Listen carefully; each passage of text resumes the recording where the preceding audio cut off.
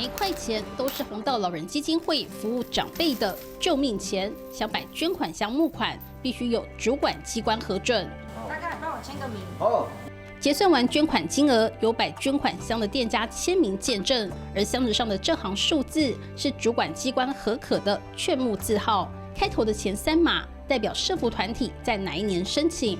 募款活动最长1年，通常社福团体会申请1整年。我们要去跟所谓的主管机关说，我们会运用什么样的方式哦？比方说，我会有实体的摆摊，我会有就是线上的捐款，或者是我用手机的这个平台。那这边就是要罗列所拥有的方式类别，以至于我才能展开这个行动。统计2024年民众捐款用现金或透过超商机台占了66.3%。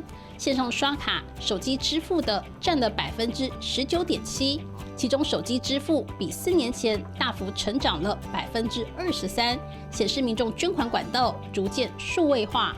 不管透过哪种方式募款，社福团体都必须每年申请新的劝募字号，但民众捐款很少注意这个部分。我们观察摆在其他店家的募款箱，这个标榜圆梦纯爱关怀协会食物银行的箱子有一堆零钱和至少2张100元钞，但比对劝募字号，竟然是在民国103年申请的，已经过期10年，意味着违法募捐长达10年。追踪后更发现，募款团体曾涉及捐款诈骗。我们在帮助台湾偏远地区儿童募集食物银行。主管机关卫福部社公司在调查后回复，摆捐款箱的圆梦纯爱关怀协会，在民国105年因为违法挪用捐款，罚款20万元，并被撤销劝募字号。但募款箱依然持续运作吸金，成为漏洞。而在网络上的违法劝募，更是防不胜防。网络社群一堆看似做公益，但没有劝募字号的募款，难防可能的诈骗。监察委员指出，现行的公益劝募条例20年未修，无法因应网络时代的募资捐款，要求卫福部检讨改进，尤其是定义模糊不清。卫福部只管公益活动，也就是不特定多数人的利益，但何谓特定不特定，尝试各自解读。是不特定对象的定义是什么？比如说，我指难民。那难民是特定还是不特定？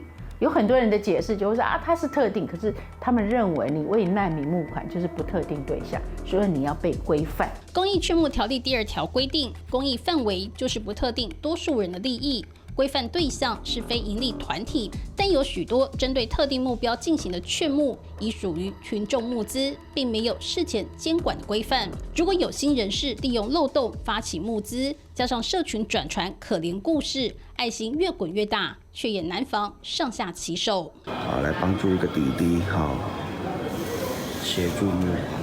2019年，一名陈姓男子在脸书贴出要帮弱势家庭处理后事，透过网络扩散，能量惊人，短短2天就募到600多万元。结果其中300多万被他占为己有，一审被判刑3年。